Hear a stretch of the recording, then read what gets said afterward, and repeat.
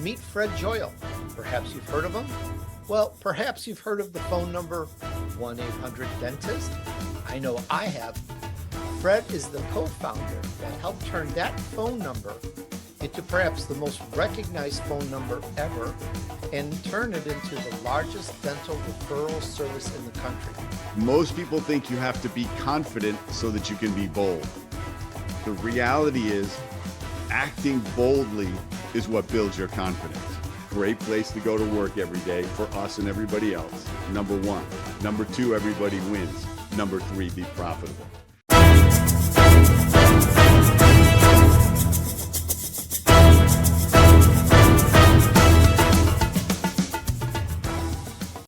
Welcome. Thanks for joining in with us. Now, you're an entrepreneur and you're a business person, and you took chances to get to where you are at so far.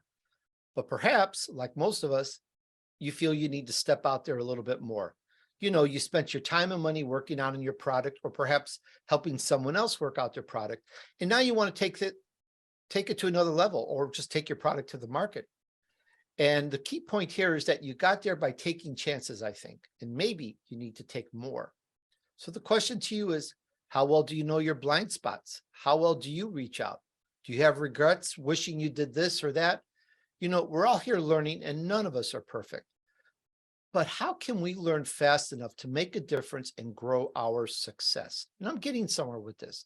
You know, guys, before podcasting, I never spoke on radio before. I didn't know any successful entrepreneur to interview. I probably should have gone into making Sicilian pizza with all the years I have in fast food. But you know, I felt podcasting was the road I wanted to travel on. I wanted to bring successful entrepreneurs to you and to me. Well, 7 years later and over 35 million listens, and it seems I got a few things right compared to the zillion mistakes I made along the way. You know, there's a basic quality that you need, and we're going to teach some of that to you now. We're going to discuss unleashing your boldness with Fred Joyal. And while we're at it, this is all about helping you and your friends turn your vision into reality. We want to help you get really successful, super successful at growing your business to a high sustainable level. And we're going to help turn you into an elite entrepreneur. Meet Fred Joyal. Perhaps you've heard of him. Well, perhaps you've heard of the phone number 1-800-DENTIST. I know I have. Fred is the co-founder that helped turn that phone number into perhaps the most recognized phone number ever and turn it into the largest dental referral service in the country. And he wrote the best-selling books, Everything is Marketing and Becoming Remarkable. And his third book, Superbold, is what we're going to discuss right now. And I think that says enough. Let's jump into it. Hi, Fred. Welcome to the Tony DUrso Show. Thank you, Tony. I'm excited to be here and talk about boldness and talk to these entrepreneurs at whatever level they're at, because I remember it well and I'm doing it again myself. Well, the honor is mine to have you on the show, and I'm looking forward, as well as our entrepreneurs in the audience. We want to unleash our boldness. So the question, let's start it from the beginning here. We're talking about boldness and being successful. Fred, how did it all start for you? What's your backstory? You know, I was a very shy person growing up, very introverted, and I missed all sorts of opportunities. I missed job opportunities. I missed girlfriend opportunities. I missed fun. I missed friends, and it angered me that I couldn't harness this, what I now know is a superpower, that boldness is a superpower. And I thought people were born this way. I had a couple of friends who were they were naturally bold. And I couldn't figure out how they got that way. But then I gradually realized that I could learn it, that I could develop my boldness muscle. And it took me a long time to do it. But what happens is there's a feedback loop that comes from being bold and taking chances and venturing into your comfort zone. And I'm gonna tell you early on, listeners, the big secret that I learned. right out of the gate, so you don't have to go 40 minutes into the podcast to hear it. Most people think you have to be confident so that you can be bold. The reality is, acting boldly is what builds your confidence. If you are not confident and you take action anyway, what happens is your confidence builds because stuff goes right.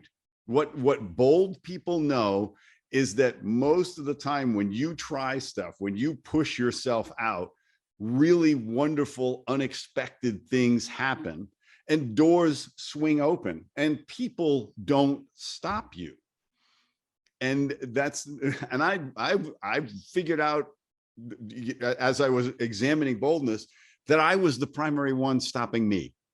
It wasn't somebody else. It was the crap playing in my head going, oh, you're going to be, people are going to laugh at you. You're going to be embarrassed. You're going to fail. It's not going to work. People are going to think less of you, whatever. You're going to feel terrible. I had it all playing. I'm sure you've heard the tapes in your head. And bold people hear that stuff. They just don't listen. They act anyway. They go, yeah, I'm going to try it anyway. I'm going to walk into a room. I don't know anybody here. I'm going to start introducing myself. And you know what? Before you know it, everybody in the room goes, have you met this guy? He's really interesting.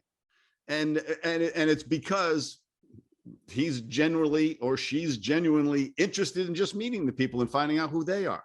Not about connecting and networking and getting clients. He's just like curious. And when you're bold enough to not have an agenda, and I'm covering all sorts of interesting ideas here, but that's one of the most powerful things you can do when you want to just meet people, is to not have an agenda, to just say, I'd like to get to know who they are and see what they're passionate about, what excites them, where they spend their time, what holds them back. And that's where I spend a lot of my time, is doing exactly that with people that I meet. And but what I learned to do over time is build my boldness muscle. And when I got into the advertising world is when I really realized it, because I felt like I am in my tribe. I have found my people here, because I didn't know what I wanted to do with myself, and I was too timid to take a lot of chances. But once I get into advertising, I said, no, I got to make this work, because I love this. So I am going to be bold all the time. I'm going to be bold pitching to clients. I'm going to be bold with my ideas. And then I got bold enough to start my own business, which with no business experience whatsoever. I had a good friend for a partner, and we just said, look, we want to work for ourselves, and let's take a shot. We're young and naive enough to think we can pull it off. Let's just go. Let's just do it.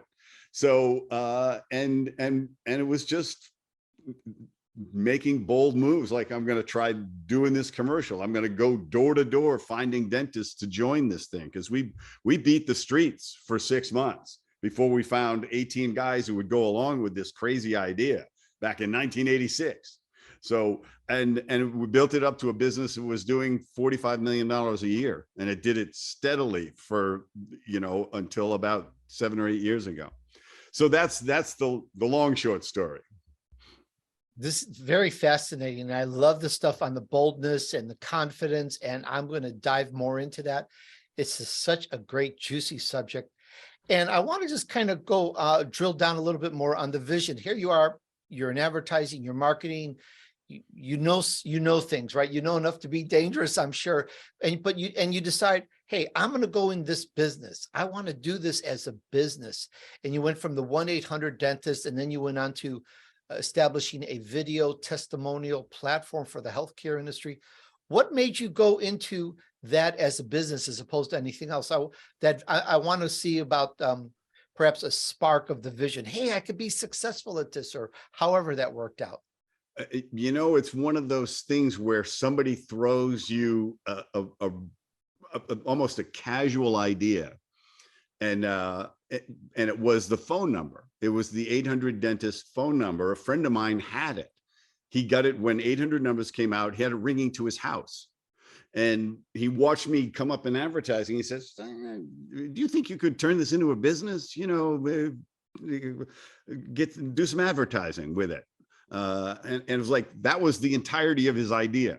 It was like, well, let me think about it a little bit. And then Gary, my partner, he was a stockbroker, and he was really tired of losing money for people. He just said, well, I'm losing my soul here. He said, let's do this. So it was, part of it was his encouragement, knowing he was a great salesperson. He was somebody I trusted completely. And we just said, what's the worst that can happen? We fail, and but we took a shot, because we were like, the terror is middle class for us. Like, I could have tried and failed and be poor, and I got my library card and my bicycle, and I'll go to the beach a lot, or I could be really successful and chase a dream of owning our own business. And so it was that we knew about advertising, we knew selling, we knew that we had bad bosses, and it made us bad employees, and we had good bosses that we learned from. And so we said, look, we want a place where we want to go to work every day. The only way we're going to find that is if we create it. And that became the guiding principle of the business. We want the customers to win. We want us to win. We want the employees to win. That trifecta had to work for us to show up every day, or we weren't going to do it. Because he was already, I had done sales businesses where the customer did not win. And he was a stockbroker and felt the same way. And we said, we're not doing that. We don't care. We're not sacrificing integrity for money. And we want to be profitable, but that's always going to be tertiary. And so long before people talked about core values, Gary and I had our core values. Great place to go to work every day for us and everybody else. Number one. Number two, everybody wins. Number three, be profitable. And unlike many entrepreneurs who eventually start making more and more money and they become robber barons, where the money becomes the most important thing and integrity and culture and all of those things disappear, we hung on to it for almost 30 years in the business model. And when I retired, we'd sold the business and I stayed on for a couple of years. When I retired, we celebrated my last month, 3 25-year employees. We celebrate employees every month at birthdays and anniversaries. 3 people that month had given me their entire adult life. And that's what Gary and I were constantly expressing our appreciation for the life that they gave us. We never lost sight of why we were wealthy and successful. It was because it wasn't us. We created the fertile ground, but they fought for that culture every day. They defended that culture. We could only say, this is what we want, but they had to do it. And so Fred, you touched upon it a little bit, and I'd love to find out why do you do it? What was the purpose behind doing it as opposed to anything else? You mentioned that you wanted to have the customer win as well as be profitable. Was that it, or was there anything else, deeper in your success and why you did it? Well, the other thing that happened that was, like there's little components that trigger everything. I had what we would now call a holistic dentist myself. And nobody even knew what that kind of stuff was, but he took all the mercury fillings out of my mouth in 1984. He said, like, you got to get this toxin out of your body. I had never even heard of the idea. And because of it, I still have all my teeth. I've tested my blood for mercury, and I had it in it, and I've cleaned it out. But the trigger was, how the hell would anybody find this guy? And because I found him randomly. And so I thought so what happened is we just said, let's try it. Let's get some doctors who would like to attract patients. And we created some radio ads, set up a phone. We had to invent every aspect of the business. We didn't know how the call center was going to be, and we didn't know how to run a call center. We had to write the software that ran what was eventually going to be our whole database and our searching database and our mapping database. We didn't know any of this stuff. And we just ran the advertising, and we got 50 phone calls on the first day, and we had just started in LA with some radio ads, and it was the holy shit moment. Like, wow, this could actually work. And of course, then you just keep pumping all your money back in. We spent every penny that we brought in to get more advertising, get on the air. And we were always, our sales were just staying ahead of it. And it was 2.5 years of, I wonder if this will ever make money, and taking taking our rent money and our food money out of the company. And that was it. And then all of a sudden it flipped. It started to become profitable, and then steadily profitable. It just kept growing. And the profit margin, the contribution margin didn't change. We were always about 12, 13, 14% profitable, but we got bigger. And we just had a terrific organization. And so it was like the rewards came gradually. We had no idea it would be this big and this successful. We were like, wouldn't it be great to make $100,000 a year? That would be awesome. And now we laugh and say, wouldn't it be great if you could live on 100 grand a year? We're talking about unleashing your boldness with Fred Joyal, and you can find him at fredjoyal.com. That's FredJoyal.com. Fred, let's kind of drill down into your vision path. We're, again, business owners, we're entrepreneurs. Help us learn. And I'm flipping through your book that's titled Superbold. And I'm going to ask a strange question, maybe not. Why boldness? I think what happened is because I developed it for myself, and I learned it, and I figured out gradually, slowly, how to learn it, how to emulate bold people and see why it worked, and slowly build that feedback loop of being rewarded for my boldness over and over and over again, till I reached a point where I said, like, this is my new operating system. Basically, is I am going to take bold action, and because of it, I stopped, and what I did is I mined my regrets, like those moments that I wish I had said this, I wish I had tried that, I wish I had talked to that person, I wish I had met that person, I wish I had tried that. And by the way, when they ask people on their deathbed what their regrets are, the only regrets they have are the things they didn't do, the things they didn't say, the things they didn't try, the stuff they screwed up, failed at. They didn't care at all. It was like insignificant. It was all the very personal things. I wish I had fixed my relationship with my brother. I wish I had quit my job and started that business. That's what they say uniformly. And so in not wanting to stack up my regrets, I realized that I was helping my people to do the same thing in my company.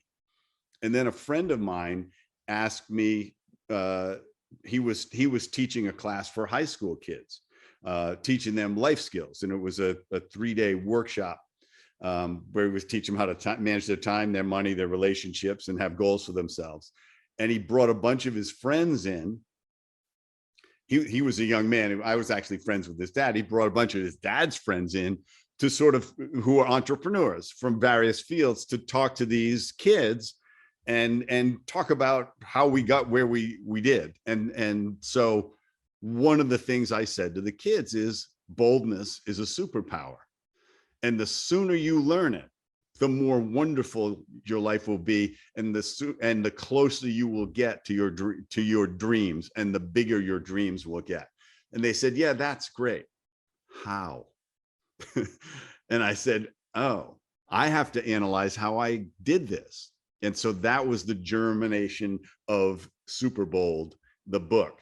And basically super boldness is you're never the one stopping you. You can summon your full boldness. Even if you're not confident, you are going to act when it matters the most. And then you'll be bold in all sorts of other situations. But there will be times in your life, and there may be 2, or there may be 20, where you need to step up, or you need to speak up, or you need to quit that job, or you need to walk into that room and raise $5 million from these guys because it's your last shot to keep your company alive. And you got to walk in there like you got the best business they've ever heard and talk about it that way. There will be times in your life where you will need to summon it. And the only way that you will summon it is if you've built your boldness muscle along the way. Fred, during my corporate years on and off, not every day, but throughout, I would think, I've got this great idea. I've got this important communication, and basically nobody's listening. Nobody cares. I'm not getting the time of day. And I was wrestling with this, and I never thought about this until I just scanned through your book here. I'm looking through it. Why does anyone need to listen to me? It's like, why should they? What is it that would make them want to bother to listen to me? I would love to know what you have to say about that. And I'm looking through the book here, and I think our audience would like to know that. Yeah, because the big reason why you listen to me is because life is too short. It's too short to let somebody else decide what you're capable of. It's too short to think that somebody else is going to make you happy, to think that somebody else is going to make you successful, that somebody else is going to make you wealthy, that somebody else is going to teach you what you need to know. Instead, you're going to have to go and boldly find it. If you see somebody you really want to meet that's famous, whether they're business famous or famous actor or singer or whatever, they're not going to come up to you. You got to come up to them, and you got to boldly have a normal conversation with them. And the only way you're going to do that and not be a total freak is because you've practiced, you've built your boldness when it didn't matter as much. And that's kind of what I do in the book. Is there's several levels of exercises that build your boldness when there's nothing really at risk. You're just doing crazy sort of stuff, and you realize nothing bad ever happens. And that most of the time people don't care or not even paying attention. And so the reason you want to listen to me is because I pulled myself out of stacking regrets into chasing my dreams and stepping up and speaking up. I have played chess with Sir Richard Branson. I have had one-on-one conversations with Robin Williams and Tom Hanks. And I meet people I want to meet when I see them. And I have a great conversation with them. And some of them say, stay in touch with me. Every time I see Sir Richard, he says, let's go. He wants another rematch. So, and he beats me every time, by the way. I beat him the first time and he's never gotten over it. So he has to whomp me every time. But, that story, that's an example of me being bold when normally people would stop themselves.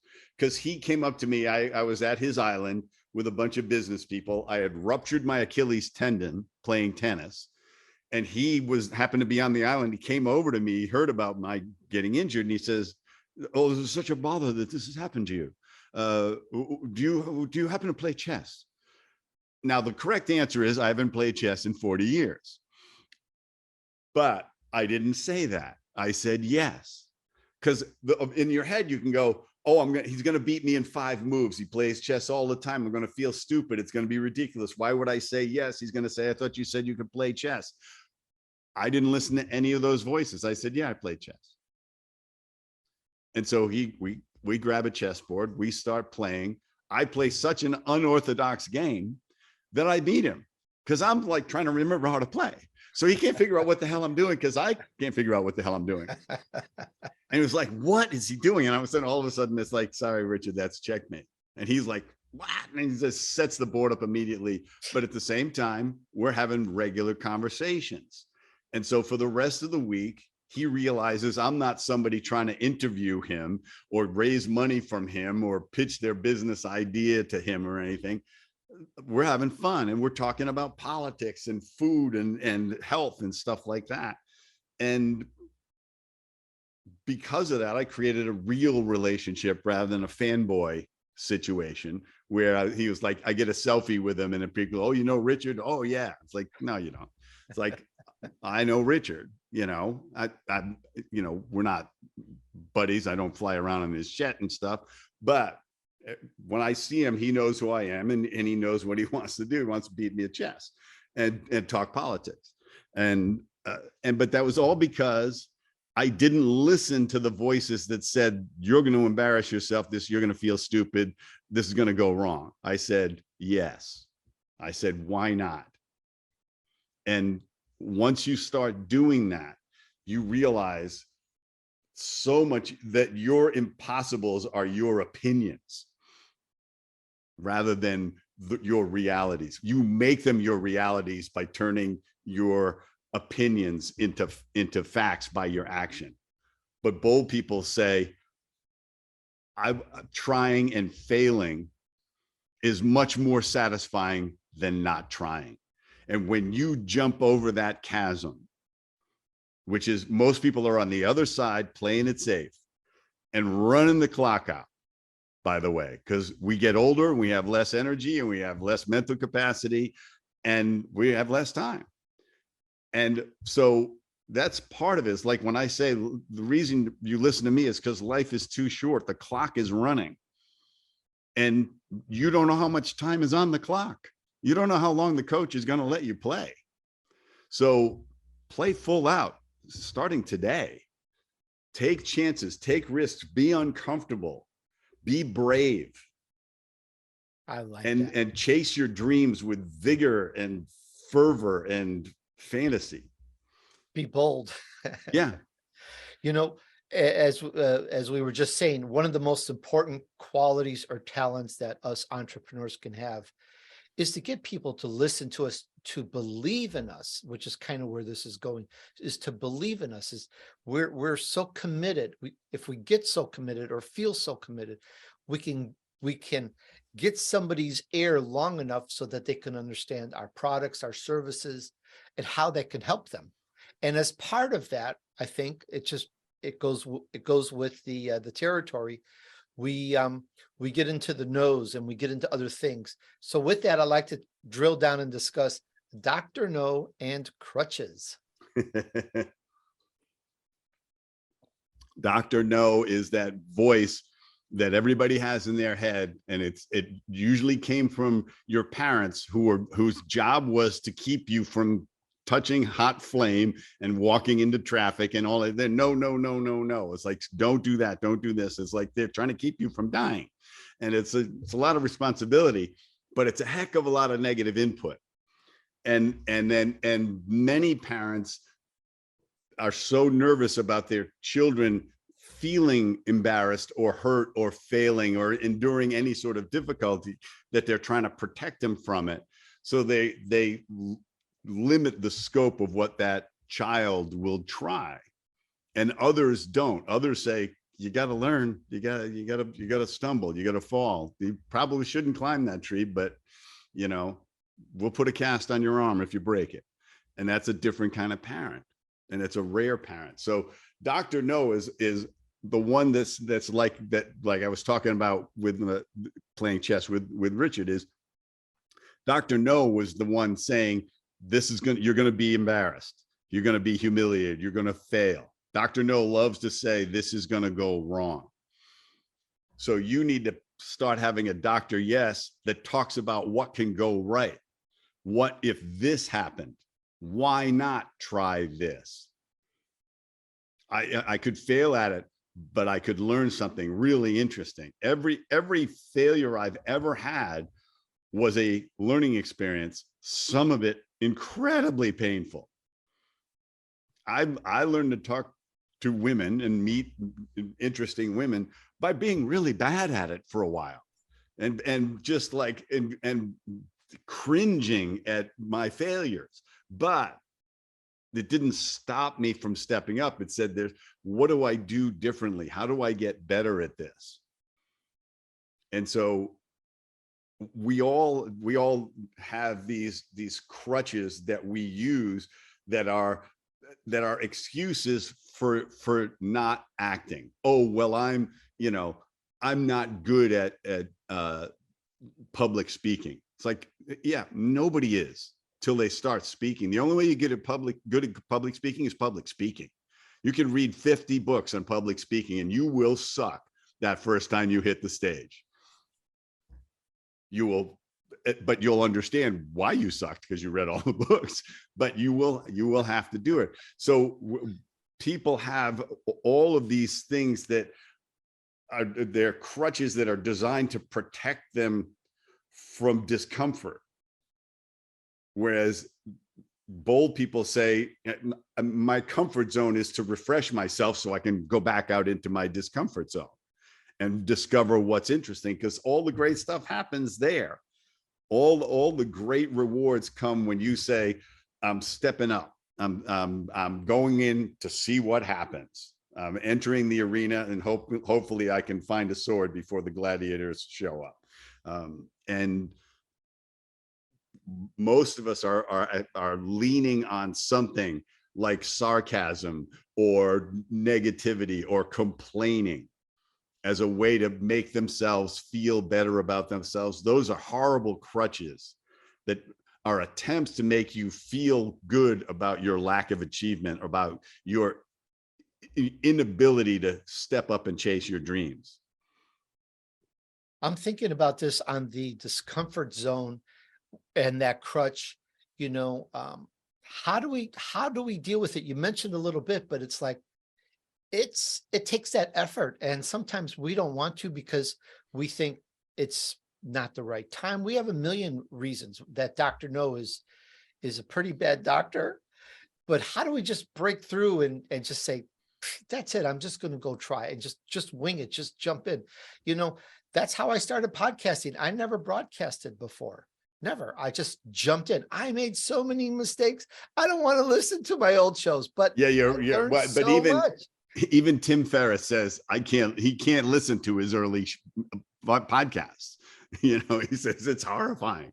But I mean, that's where it starts. I mean, I always use the example of the violin because it doesn't sound good when you don't know how to play it, when you're learning to play it. But everybody sounds like that when they start playing violin. The first violin at the Boston Symphony Orchestra sounded awful at 3 years old when she started playing. And it's so you got to be willing to dip to rise. You got to be willing to suck to get great. And otherwise the clock runs out. You have to numb yourself with television or alcohol or drugs or porn or something to not realize that you just let another week go by and another month go by and another year go by, and the dream got a little farther away, and your stamina and fortitude and ambition shrunk a little bit more, to the point where now you're saying, well, I guess I'm going to retire. And do what? Exactly. Fred, your book is full of exercises, and I want to just let the audience know there's so much information here. It's mind-boggling, and there's a lot of things to go over. And just kind of at random, here's something called barrier beliefs. Could you define that, and let's go over some? Yeah, I mean, and there's limiting beliefs is another term. I call them barriers because they're walls that stop you. And we talked about it, like, I'm not good at public speaking. I'm not good at sales. I don't like meeting new people. Right. So there's an overwhelming amount of research and psychological and sociological data that clearly states that human beings are social animals. If you are deliberately antisocial, you are going against human nature. So if you're saying, I don't need people to be happy, that's a barrier belief. I don't need connections with people. I've got my TV, I've got my Game Boy, I've got, my Uber Eats. I don't need people. You need people. That's where life, the joy of life comes from, is connection with people. So if you've got a barrier belief like that, now your barrier belief could be, I'm not funny, I'm not interesting, people don't like me when they first meet me. It takes them a while to get used to me. This is all crap you've made up to self-define yourself. Here's a huge barrier belief. I'm an introvert. I'm shy. No, you're not. You behave shy sometimes. You're not shy with your family at Thanksgiving. You're not shy with your best friend. You're shy in certain situations. We have situational boldness and situational underconfidence. Everybody does, and it's different for everybody. But when you define yourself, now it's the barrier belief becomes your excuse for not trying something. Oh, I'd really like to meet those people, but I'm too shy. Okay, so how's that helpful? And are you shy? Is there some genetic component of shyness? There isn't. It's all behavioral, and it's all choice. When you realize you're consciously making a choice to behave in a shy way because you don't want to experience the discomfort. But everything you get good at requires discomfort. And it's like, I always talk about sports too. It's like most sports that people play hurt in some way, right? And they're like, you play basketball, you get knocked to the ground, you get a ball in the face, you get somebody elbowed you and stuff like that. We assume that we're going to get hurt. You watch people play rugby. It's like football without protective gear. And it's like they all it does is hurt. Do they stop playing because I don't like rugby, it hurts, we shouldn't play, or we shouldn't play so rough? It's like, no, they play full out. But we're willing to get hurt physically because we'll heal, but we don't know how to heal ourselves when we get hurt emotionally. And so that's why we're so afraid of it. And that's a real hard thing to climb through, because we're shy because we feel embarrassment a little bit stronger, or we felt more of it, or whatever, or we had a bold parent.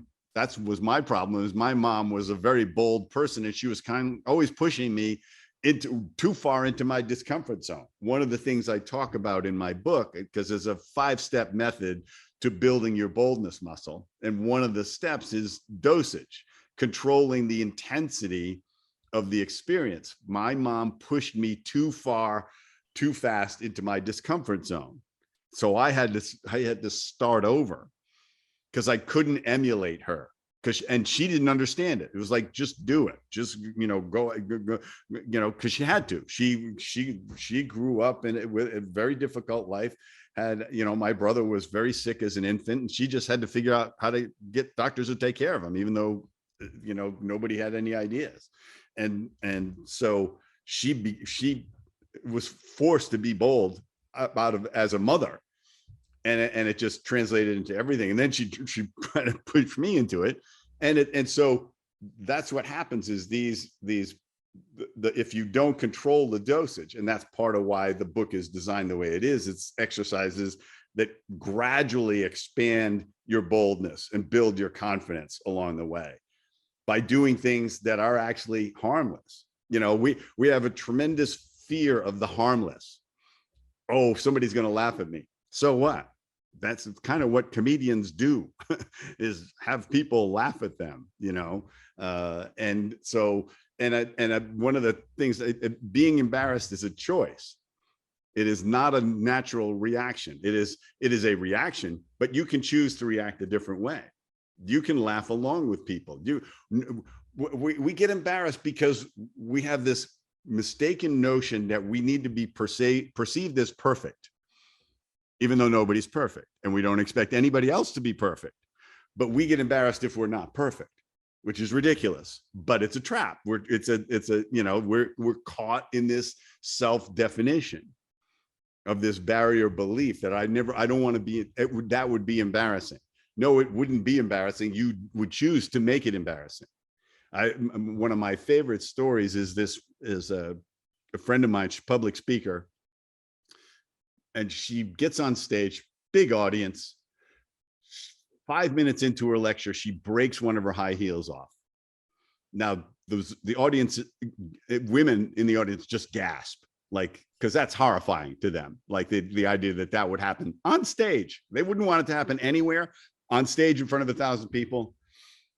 She looks down, kicks her shoes off, and says, well, I guess I need to spend more than $30 on shoes from now on. Whole place falls out. Like, she owns them at this point, because she has chosen not to be embarrassed. She has chosen to seize that moment to make everybody laugh by just accept, this is what happened. It's what happened. How I react to it is my choice. And that's so incredibly powerful. And when you start to do that, and you realize embarrassment is not necessary and is just an impairment, suddenly amazing things can happen. Great stories, great information. Once again, we spoke about unleashing your boldness with Fred Joyal, and you can find him at fredjoyal.com. Fred barely touched the surface, didn't scratch the scratch on the surface. There's so much in your book. Thank you so much for sharing with us today. It was absolutely amazing. I hope everyone gets a lot out of this and checks out your book, Superbold. It's really got the stuff. Thank you so much. Thanks, Tony. It's been a pleasure. Hey, thanks for hanging out with me while I featured an elite entrepreneur who took his vision to reality. We spoke about unleashing your boldness with Fred Joyal. We talked about so many things. We talked about being super bold, and actually, why boldness? Why should we be bold? And why should anyone listen to us? And how do we get people to listen to us? And how do we step out of that comfort zone and do something that we really feel we should do so that we don't regret it later? And with that comes what he calls Dr. No, and the crutches that people use, the crutches we use that almost are fictitious, like being embarrassed. It's sort of like we could choose to be embarrassed or not. That's why I say it's almost fictitious. It doesn't really hurt us. So just go out and do it, and get past your comfort zone. And we talked about the discomfort zone that stops us. And he brought up barrier beliefs. He told us some great stories. I'd like to know what hit home with you on our talk. Let me know.